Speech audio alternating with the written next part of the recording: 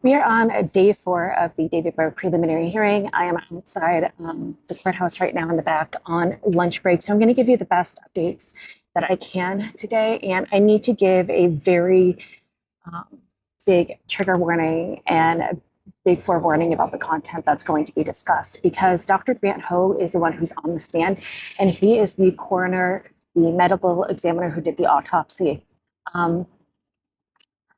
We spent the morning going over everything of the autopsy, all these questions, a lot of specifics about the body and about the injuries. And we saw all the photos of the autopsy as well. So this is a massive trigger warning about the content.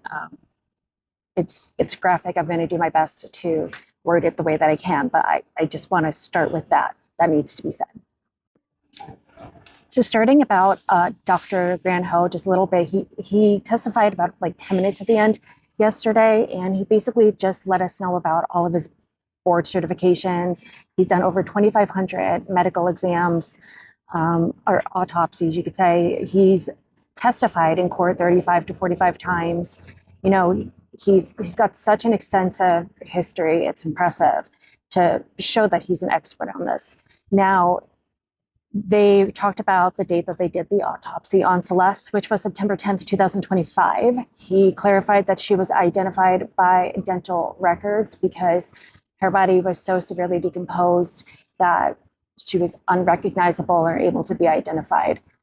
The date of birth that they said for Celeste, they put on record, was September 7th, 2010. At the time of the autopsy, the body weighed 71 pounds and the height was 5'2". He noted that the body was markedly decomposed, which interfered with the autopsy exam itself because it limited some things that he was able to analyze. He noted the dismemberment on the extremities and noted as well that her oral cavity, he said braces, but clarified as well today that it wasn't like braces. It's on the upper and lower backs of her teeth. If you have one of these, it's kind of one of those permanent wire retainers that's on the upper and lower back. Now, he did say today, starting out this morning, that he was unable to estimate how long she had been deceased due to multiple factors. That can be internal body issues, environmental, temperature, scavengers that were able to access the body. And when he says how long she was deceased, he said at least weeks, with Beth Silverman noting that she had been potentially, would this be potentially consistent with being deceased since April 23rd? And a part that came up much later in the day regarding this timeline of how long she'd been deceased, when it came up from the defense side, was, you know, why would he say weeks?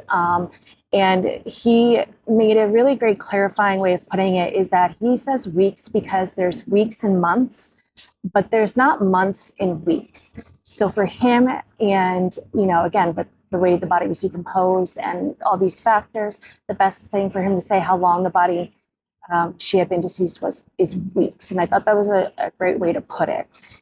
Now, they then went into the dismemberment.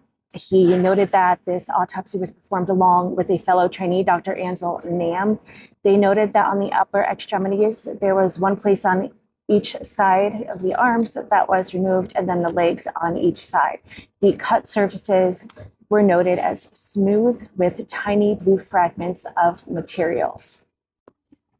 He noted that the criminalist came and collected the fragments, and he also said that this is known as a full thickness dismemberment, which means that it was all the way through.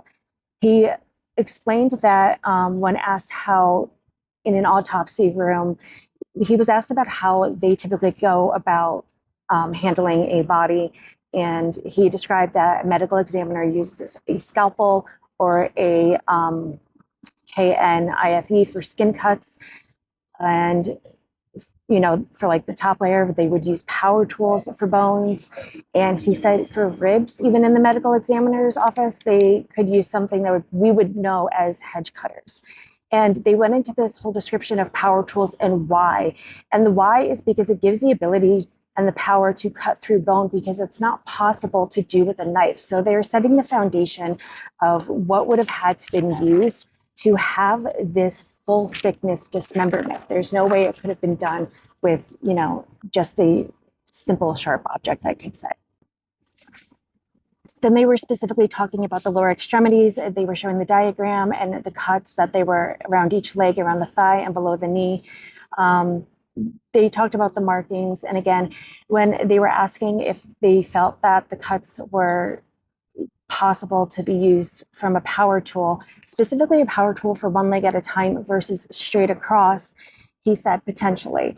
And it's potentially consistent with use of power saw. So, you have to understand when you're on the stand like this, he can't know definitively. So, but he did say, yes, it's potentially, it correlates with that.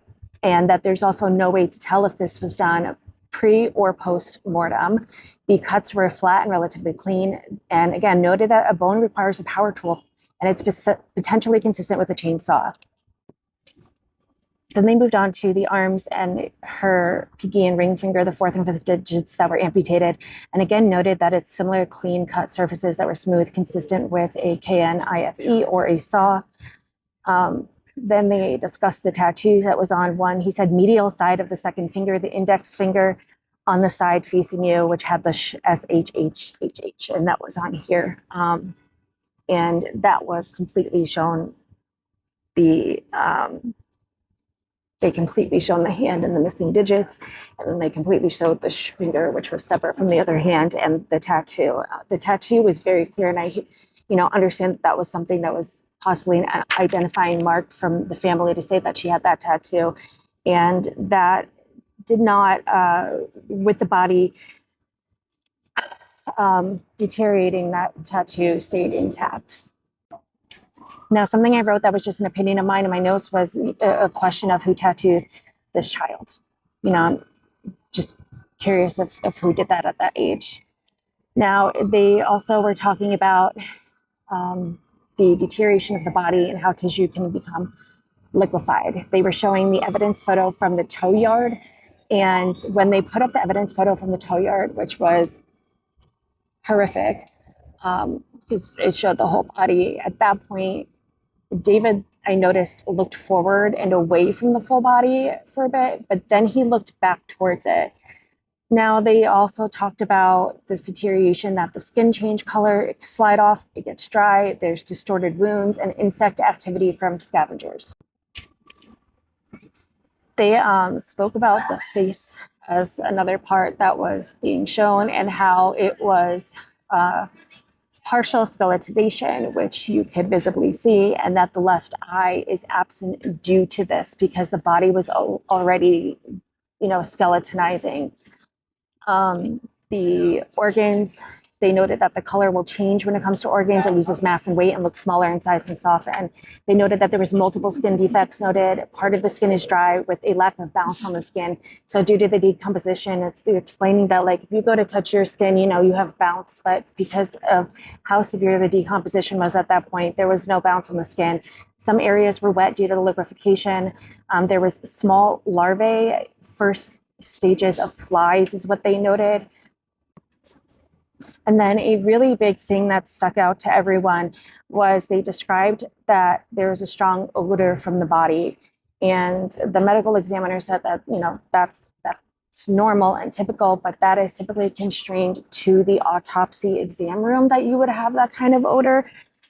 However, the odor from her body specifically went all the way down the hall and was reaching people before you even reached the autopsy room. It was that bad and that strong.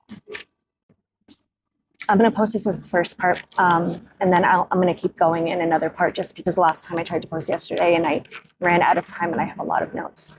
Again, this content is very graphic of everything that we've been over today, and it was really quiet and I think hard for everyone to see these photos of a child and a dismembered body. It's horrific. It's horrific.